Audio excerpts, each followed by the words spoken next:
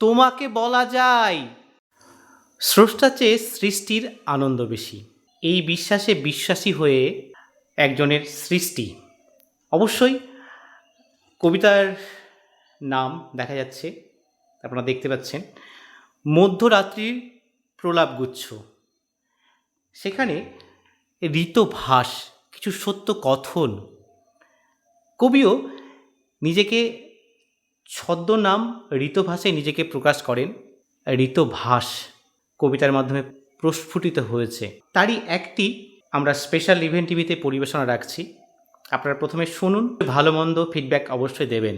মন ভালো নেই কথাটা সবাইকে বলা যায় না। নিজেকে এখন আর দুঃখী মনে হয় না। দুঃখের চেয়েও বেশি কিছু আছে আমার হৃদয় জুড়ে। অনেক দিন ধরে অনেক কাগজ কালি খরচ করে এতদিনে বেশ বোঝা গেছে এভাবে কবিতা হয় না।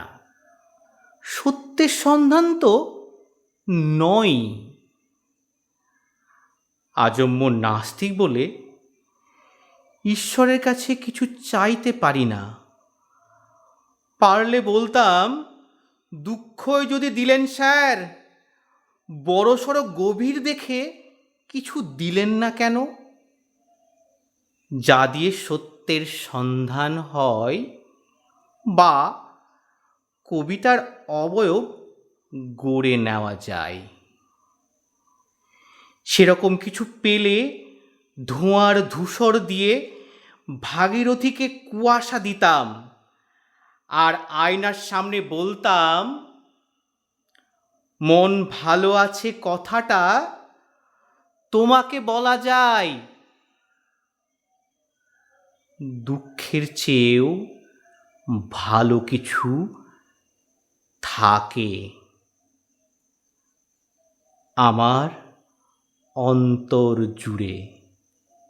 হ্যাঁ, কবিতার মধ্যে কবির যে প্রলাপগুচ্ছ রয়েছে, মধ্যরাত্রির প্রলাপগুচ্ছ, অবশ্যই পড়ে বইটি সংগ্রহ করে আপনাদেরকে পড়তে হবে।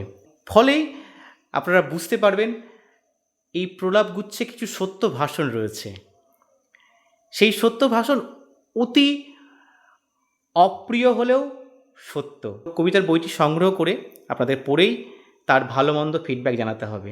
আজকে স্পেশাল ইভেন্ট টিভিতে এই পর্যন্ত। পুনরায় কোনো স্রষ্টার কবিতা বা লেখনী নিয়ে আমরা স্পেশাল ইভেন্ট টিভিতে আসব।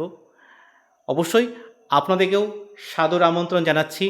এরকম সৃষ্টি নিয়ে আপনারা স্পেশাল ইভেন্ট টিভিতে আপনাদের মনের খোরাক রাখবেন। ধন্যবাদ। দেখছেন স্পেশাল ইভেন্ট টিভি।